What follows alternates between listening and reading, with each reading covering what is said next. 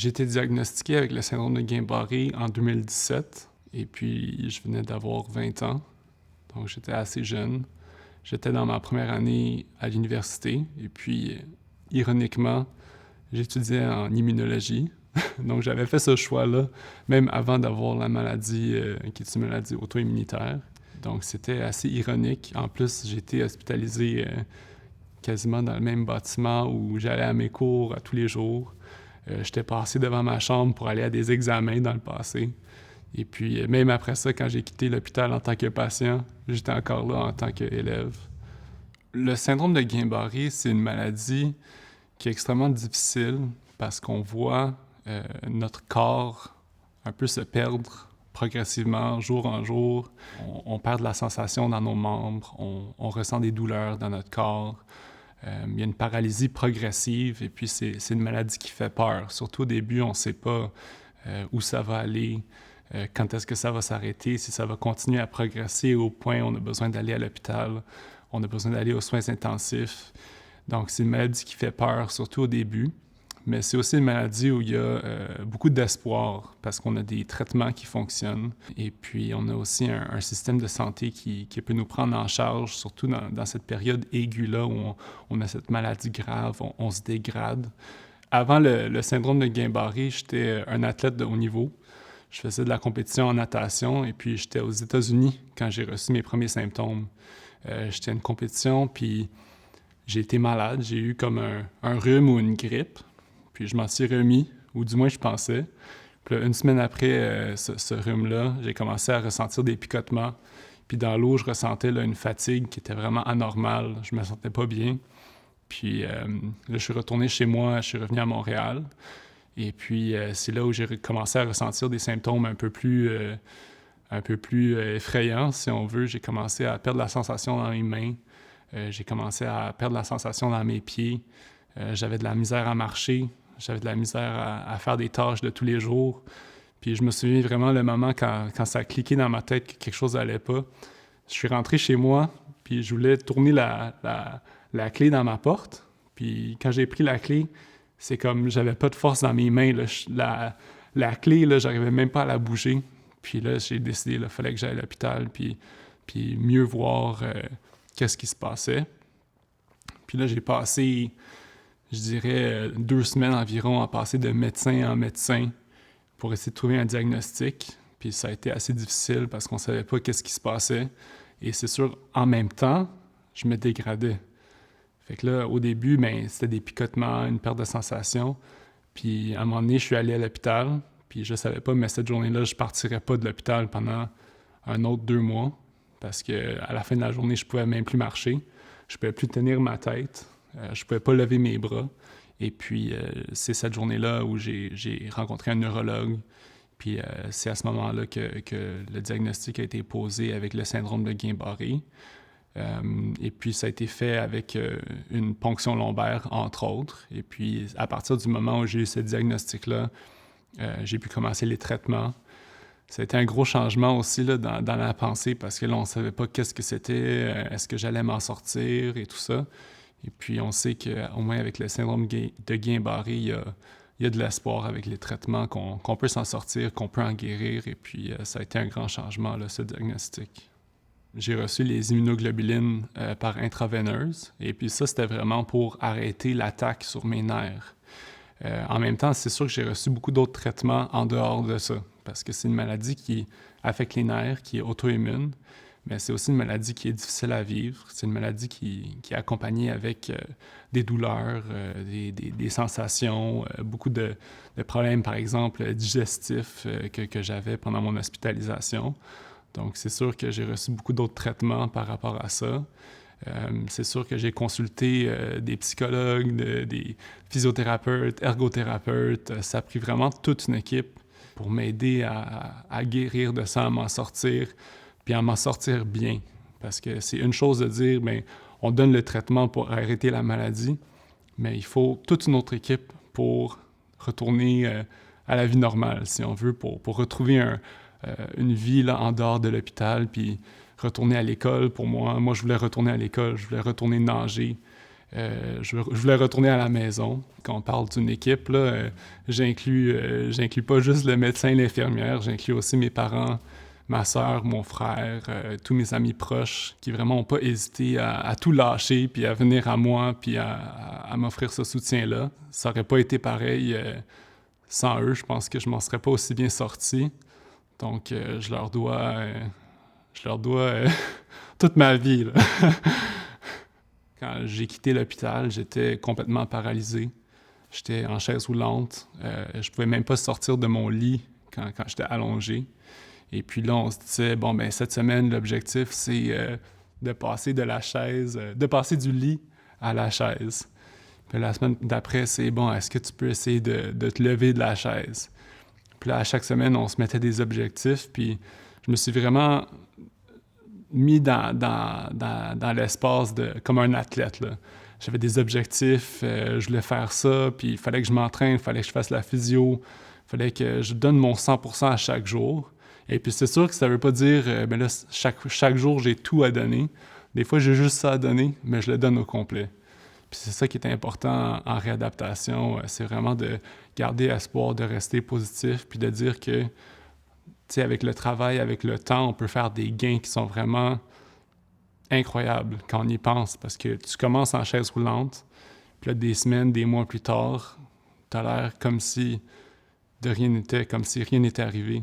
Et puis ça, c'est le résultat de la médecine, c'est le résultat de la physiothérapie, c'est le résultat de toute l'équipe, de tout le système, des proches qui sont venus autour de moi puis qui m'ont aidé à passer à travers cette épreuve. Je pense qu'une chose que j'aurais aimé avoir, que j'ai pas eu ou que j'ai pas fait après ma réadaptation, c'était de continuer à suivre un psychologue, parce que je trouve que quand on quitte l'hôpital, quand on quitte le centre de réadaptation, souvent on a encore beaucoup d'inquiétudes, on a beaucoup en tout cas, moi j'avais beaucoup d'anxiété, je savais pas comment vivre avec ce qui m'était arrivé, parce que d'aller à l'hôpital, de rester à l'hôpital, d'avoir une maladie grave, c'est une expérience qui est traumatisante, c'est une expérience qui fait peur, puis ça a changé ma vie. Et puis je pense que d'avoir pu parler à un professionnel de la santé, justement pour ma santé mentale, pour m'aider à apprendre à vivre avec, puis à donner un sens un peu à ça, même s'il n'y a pas vraiment de sens, il n'y a pas vraiment de raison, ça aurait fait une très grande différence dans ma vie. Je pense que la partie la plus difficile pour moi, c'était de me sentir comme si on m'avait volé quelque chose. On m'a volé mon corps, on m'a volé ma passion dans le sport, ma passion à l'école. Parce que pendant que j'étais à l'hôpital, non seulement je n'étais pas à la piscine, ou je n'étais pas en cours, ou je n'étais pas avec mes amis, mais en plus, j'étais en train de perdre tout ce qui m'était cher. J'avais tellement mis de travail dans mon sport. Puis là, je voyais mes muscles qui s'en allaient. Je voyais que je n'étais pas capable d'utiliser mon corps. Ça a été vraiment une expérience difficile de voir ça de jour en jour. Lentement, tu perds l'habilité de vivre tes passions. Donc, ça a été très difficile. Quand j'ai quitté l'hôpital, j'avais perdu presque 50 livres, qui était, bon, surtout de la masse musculaire. Je me reconnaissais pas. J'étais une personne complètement différente. Quand je me suis vu dans le miroir la première fois, je m'en souviens très bien. J'étais en chaise roulante, puis j'étais passé devant un miroir, puis je me reconnaissais pas.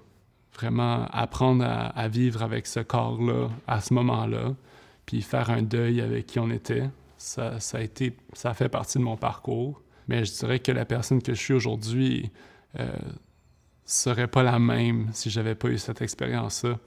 Puis je pense que ça m'a vraiment ouvert les yeux à plein de choses dans la vie auxquelles peut-être j'aurais jamais pensé, ou peut-être j'aurais jamais eu cette perspective-là sans la maladie.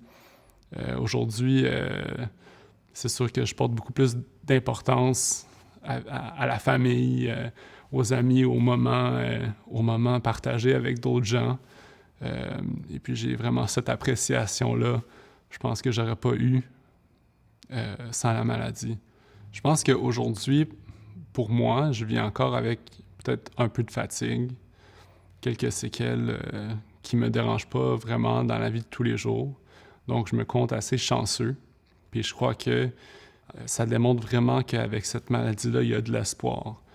Surtout au début, quand on a toute cette peur, toutes ces craintes, l'incertitude avec la progression de la maladie, il y a de l'espoir après. On peut retourner à une vie tout à fait pleine de joie, pleine de toutes nos passions. Et puis, c'est pas la fin avec ce diagnostic-là. Donc, aujourd'hui, je dirais que je vis très bien. Et puis, je crois qu'il y a beaucoup d'autres personnes qui vivent avec le syndrome de Guillain-Barré, qui l'ont vécu, qui seraient d'accord avec moi pour dire que c'est pas la fin. Et peut-être même c'est juste le début. Quelque chose d'autre de positif qui est ressorti, c'est vraiment ma découverte, avoir découvert ma passion pour la santé, le système de santé. De base, je suis un chercheur en immunologie, mais j'ai beaucoup d'intérêt pour travailler dans le système de la santé, puis aider d'autres personnes, puis redonner à la communauté. Je pense que c'est quelque chose qui a vraiment fleuri en moi, si on veut. C'est vraiment cette volonté d'aider les autres, puis de redonner à la communauté. Puis aujourd'hui, je suis impliqué avec la Fondation, je parle avec d'autres patients qui l'ont vécu, je parle avec des patients qui ont des maladies similaires. Et puis tout ça, c'est quelque chose qui me passionne énormément. J'aime beaucoup partager ces expériences-là avec d'autres personnes, et puis surtout les aider à vivre à travers ça, apprendre à vivre avec leur maladie, avec leur situation, peu importe qu'est-ce qu'elle est, parce qu'il y a beaucoup de différences d'une personne à l'autre. Et puis je trouve que c'est quelque chose qui m'a vraiment fait découvrir que souvent, quand nous-mêmes, on a de la misère, on a de la difficulté avec quelque chose, quand on se tourne vers les autres, quand on va puis essayer de donner, c'est comme ça qu'on reçoit à la fin. Puis c'est vraiment ça qui a fait toute la différence pour moi. Une fois que je me sentais plutôt bien, que j'avais bien guéri, même si à l'intérieur, j'avais encore beaucoup de difficultés à apprendre à vivre avec ça, c'est en parlant avec les autres, c'est en aidant les autres que je m'en suis sorti et puis que j'ai vraiment découvert plein de nouvelles passions puis plein de choses que j'adore faire avec la Fondation, entre autres. Pour une personne qui vient de recevoir ce diagnostic-là, c'est sûr que c'est difficile à vivre. C'est difficile à vivre pour nous-mêmes, c'est difficile à vivre pour nos proches, notre famille, nos amis. Puis c'est important de le dire, puis c'est important de le vivre aussi. C'est correct de trouver ça dur. Il y a beaucoup d'incertitudes, il y a beaucoup de peur, mais en même temps, il ne faut pas avoir peur de faire valoir ses propres intérêts. Des fois, il y a des choses qui arrivent en milieu hospitalier, par exemple. On a des questions, on a des questionnements, on croit qu'il y a quelque chose qui va pas. Il ne faut pas avoir peur d'en parler avec son médecin, avec une infirmière, quelqu'un dans l'hôpital. Ils sont là pour s'occuper des patients, ils sont là pour s'occuper des familles. Il faut toujours se souvenir que c'est ça leur mission. Puis c'est important faut le laisser sortir. Parce que si on ne le laisse pas sortir, après ça, tu vas devoir trimballer ça pendant toute ta guérison. Puis c'est vraiment ça le message clé. C'est qu'avec le syndrome de Guillain-Barré, on peut en guérir, il faut en guérir. Puis c'est avec le temps, avec le travail, il faut être patient, il faut aller en réhabilitation, il faut prendre le temps de s'occuper de soi, ce qui est un peu difficile de nos jours des fois. Puis c'est avec ça qu'on peut en guérir et puis retourner vraiment à une vie pleine de toutes les choses qu'on adore dans la vie, retourner à la maison, retourner au travail. C'est possible. Et puis, faut toujours garder espoir.